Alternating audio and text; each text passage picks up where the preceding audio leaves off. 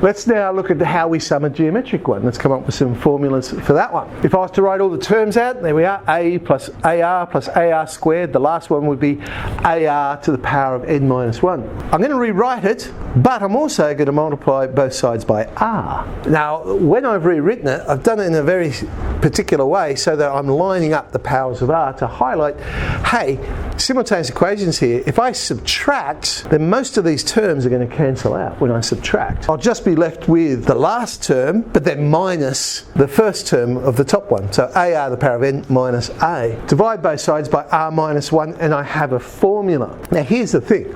People tend to say that's the formula we use if the ratio is bigger than 1. If it is less than 1, we flip it around and say 1 minus r to the power of n on the top and 1 minus r on the bottom. The reality is it actually doesn't matter. They both work for any number because all these formulas are is the bottom one here is the top one multiplied by -1 on -1. That's all you've really done. So you could use either. Why?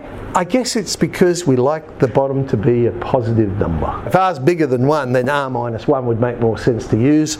But if r was between 0 and 1, then 1 minus r would be more sensible to use. It's the only reason I can think of why they use two formulas. Let's find the sum of the first 10 terms. So looking at that, a is 2, the ratio is 3, we want 10 terms. Again, it's a substitution question. There is 2, 3 to the power of 10 minus 1 over 3 minus 1, which works out to be 59,048. Here's one in sum notation. There's the general term, AR to the n minus 1, but this is what I was saying before. Careful, we're not starting at 1. We're starting at n equals 3. So the first term would actually be 6 times a half squared. So 3 on 2, the ratio, well, we can see that, that's a half because we know it's AR to the n minus 1. Number of terms, 8 minus 3 is 5, but it's inclusive, so therefore n equals 6 for this one. Substituting all that in, fractions on fractions. There we go. Look, that's me because I'm old-fashioned, so I just work out each little bit, and you probably just put it all in your calculator and get the answer straight away. I mean, it doesn't matter. These days, calculators will come up with a fraction answer. But 189 on 64 is the answer.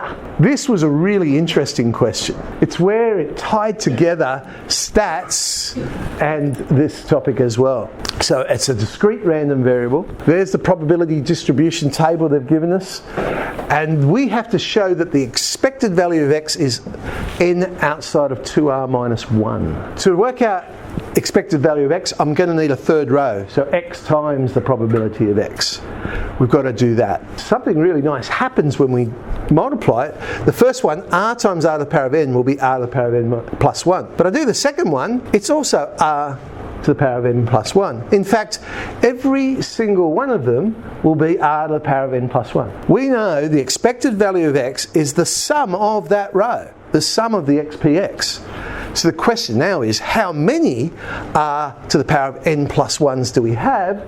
Well, we've got 1 for each term, so we must have n lots of r to the n plus 1, but that's not what they asked us to show, n times 2r minus 1. There's another piece of hidden information in this question, which you may or may not have picked up on, and that's the second row here, the middle row, because the sum of all the probabilities should be 1. Okay, so sum of that row should be 1, which is now telling me that r to the power of n plus r to the power of n minus 1 all the way up to r is equal to 1.